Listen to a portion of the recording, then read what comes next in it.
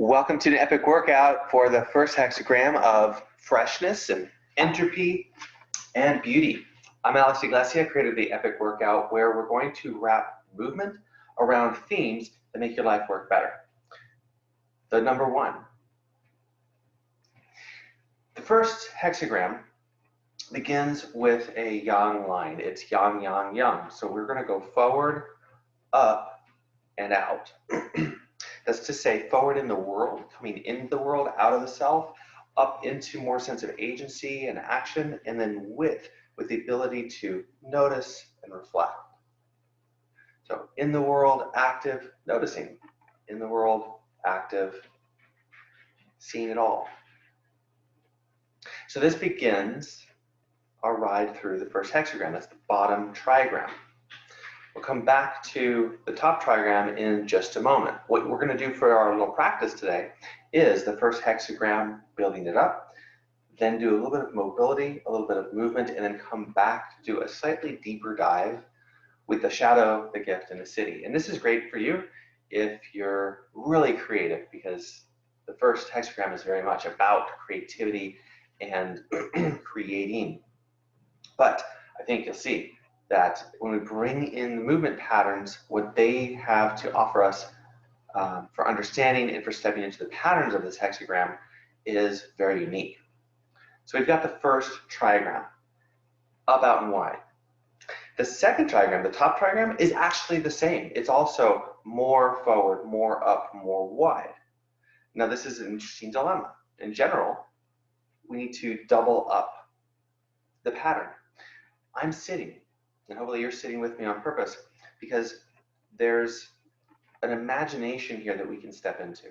So forward, up, and wide brings us into mesh. In UZAZU, the mind-body method, this is called mesh.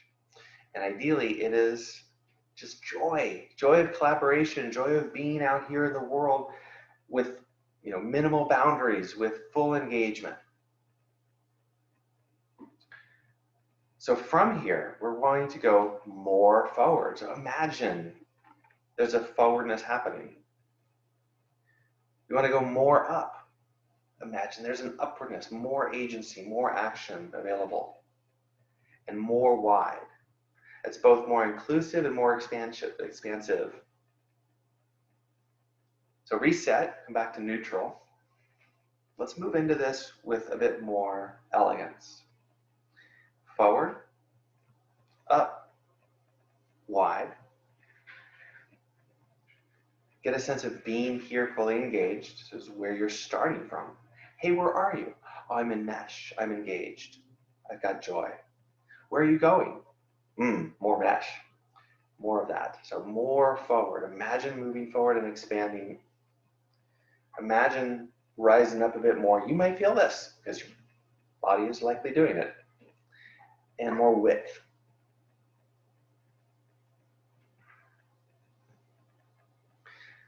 Now the shadow, gift, and city from the Gene Keys, the main themes of this are entropy, freshness, and beauty. When you look up entropy, what is it? It's a measure of the amount of energy that's not being useful. It's the amount of disorder in the system. So right now, I'm in a way being orderly. But how much is in your awareness that's out of order, that's not being useful? And so we might think, hey, we're really coming out in the big world, and this is going to be a really big, bold, epic workout, but I'm actually going to invite you to look for the disorder in your own system and find a new level of congruence that can be joyful. So not the joy that we sometimes see in marketing or on TV, but a joy that is deeply rich and beautiful all the way inside to our bones.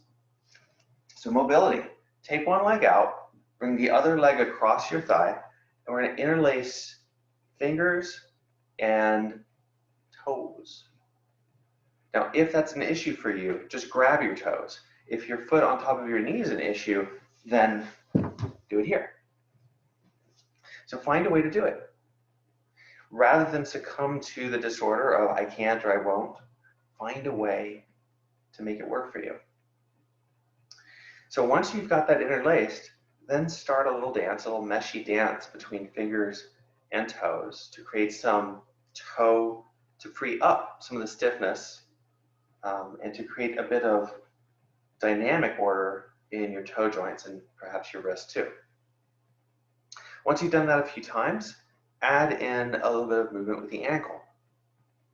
So in a way, one of the things I want you to look for in terms of your awareness here and the challenge to your attention is how many joints can be moving before you start to feel overwhelmed or this is too much disorder. Can't pay attention to it all. Change directions if you haven't yet. So I'm inviting you then to slow down and make the movement small enough. There's a lot of a Feldenkrais inspiration here.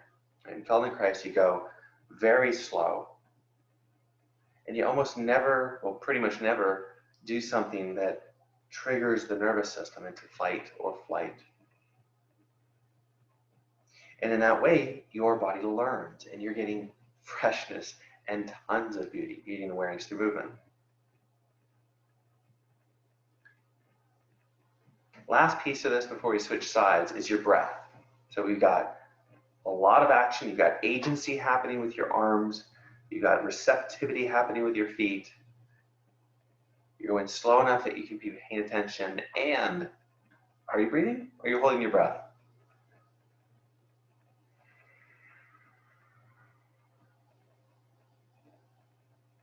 Okay. Now, take both of your feet out in front of you. And you're going to do a little test. The test is wiggle your toes, almost like you're making fists with your feet. And do you notice a difference between the foot you just mobilized and the foot that hasn't? So the foot that's able to move more has more order. There's more intelligence in that foot right now. It's been woken up, it's tried some patterns. So how much creativity, how much reactivity is that foot now available for if you're walking and running? Think about what that can then change for you in terms of all your movement as you walk through the day today. That's really the game for the one today. Let's try the other foot. Interlace your fingers and the toes.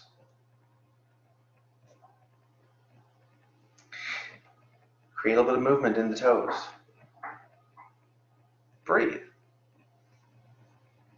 So as you make this movement a bit more complex, reset your attention on your breathing and your awareness on the toes and the joints.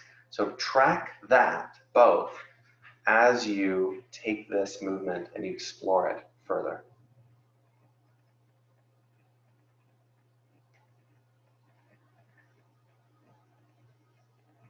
Change directions if you haven't yet.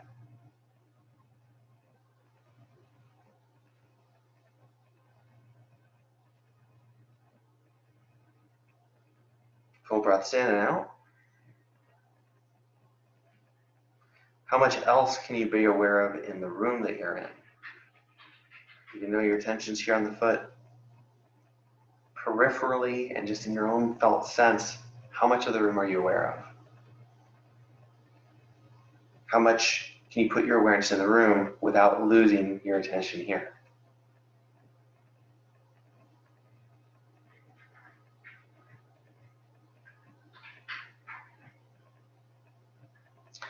We'll let that practice go. Take those feet out, retest. Make some fisty feet. How do those feet feel now? Okay. Next move, similar on the ground. It's going to be a bridge, but done in a unique way, or a pelvic tilt, a little bit of both. So place your hands down. Typically a bridge, we're going to lift the hips high. In a pelvic tilt, you're only going to rock the pelvis so that you create some space under your low back, and then you press your low back down, more or less. We're going to combine the two by, as you tuck your pelvis and your low back goes to the ground, start to lift your hips off the ground, your back off the ground, But the moment you start to feel excessive effort, stop, and then come back down. Tilt the pelvis a few times, rock it back and forth. Find a range of motion that also doesn't create any excessive tension anywhere. In other words, you're looking for ease. Where's the easiest range of motion? Build it back up into a bridge. Find where the ease is, and then come back down. This is the practice right now. So keep it going. This is movement and mobility. Your hands can be anywhere on the ground, on your belly. What I'd like you to pay attention to here from a creative place or from a fresh place is how can this open? How can the range of motion open because you're not trying to? What's your unique path through it to more expansion, but without the force? Most of the time, if we're doing bridge lifts, or even something simple like a pelvic tilt, we have no idea where that edge is, or if we've crossed the line to be doing something slightly not helpful rather than something helpful. But then we're doing all of it in the name of doing something creative and helpful. And yet we are taking 1 or 2 steps forward and bits of a few steps back. Pelvic tilts and bridge lifts. Oh, and of course you're breathing, right? So rather than trying to expand this in any one way, like height or range of motion or too much attention on breath, spread your awareness, the last minute here, across your whole body, in room, where else. Has the move opened up for you? Does it feel a little bit more ordered internally?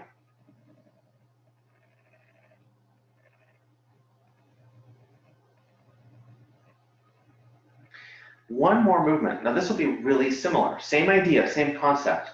Bring your hands together, pointing to the ceiling. Similar concept, but this time it's going to be for your shoulders. Introduce your hands. Flip the direction of your hands so the palms of your hands point to the ceiling, and then flip them back. Now in doing this, you'll be rotating the upper arms, humerus bones, internally and externally rotating your shoulder joints. So there's a lot going on here in a simple movement, but we're going to invite in a little more complexity.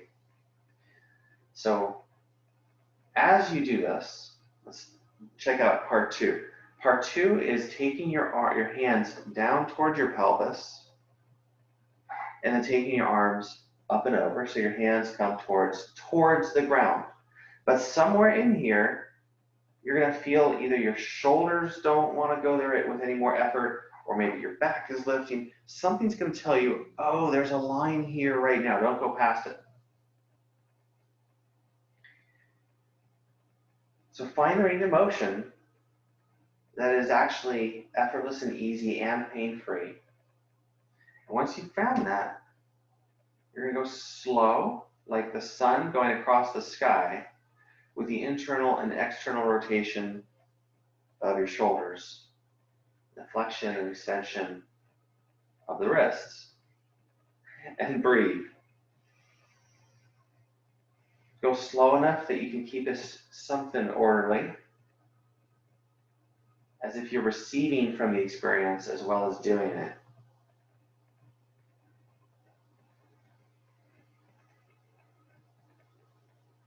You might surprise yourself by discovering you need to slow down.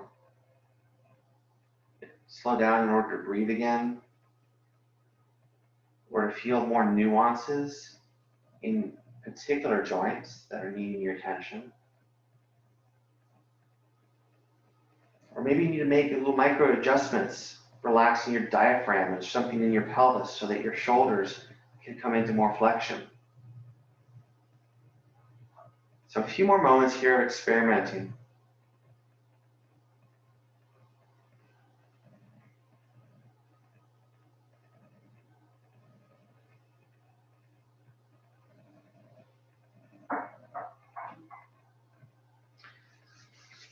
And that's it. Roll to the side, come back up to sit.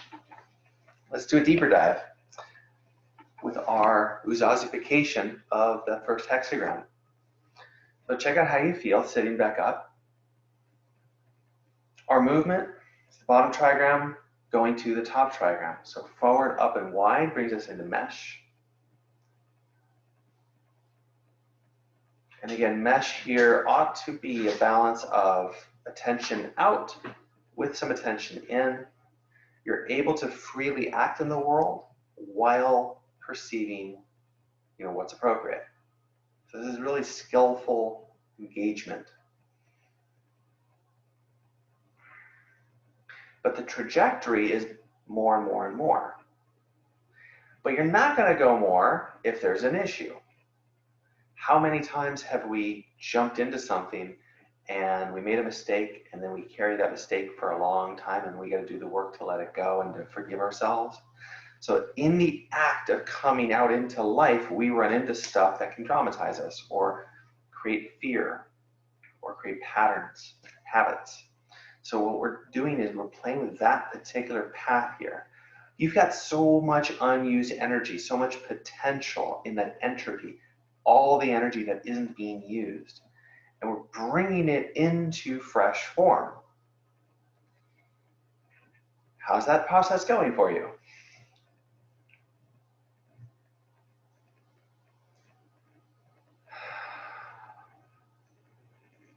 So somewhere between your imagination and your physiology, keep expanding. It's like the force of life, the impulse of life, or the impulse of evolution wants to keep expanding. Something in you wants to keep expanding, growing. More beauty, more wonder, more new novel experiences, novel creativities, new words. Let it go for a moment. Okay, do you have the idea? Now I'm going to invite you into the entropy side of it, actively looking for where there may have been some glitches that you're still holding. We'll do this just as a brief dive and then come back into a harmonious flow to embodied beauty. So from the center, coming forward, up and out, and somewhere in that process, where didn't it work for you? Reset, do it again. From the inside, moving forward, up and out. Where had that not worked that you're still holding? And now you're holding yourself back, and instead of freshness, you're remaining unused or unusable. Reset. Gently do it again from the center, forward, up and out. Anywhere that you've been believing yourself to be unusable or unwilling to use your own resources or the resources in the world, where is that still holding something back from fresh, new, novel, creative possibilities? Reset. More gentle, more forward, more up, more out. Feel more body now, more attention on your body and breath. Rediscover a new pathway here. Forward, up, out. And again, rediscover a new pathway here.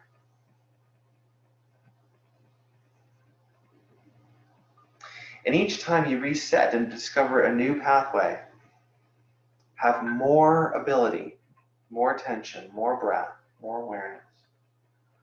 How do you do this pathway with less OCD focus and more all-encompassing care?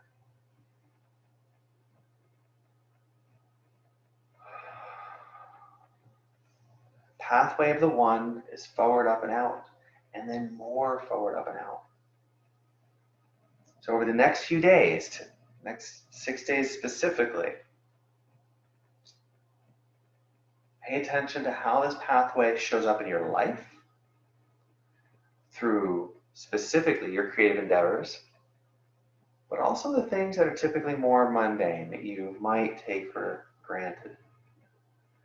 Things about how you're managing and dealing with your money, how you're showing up with your spouse, how you brush your teeth, how you read the news.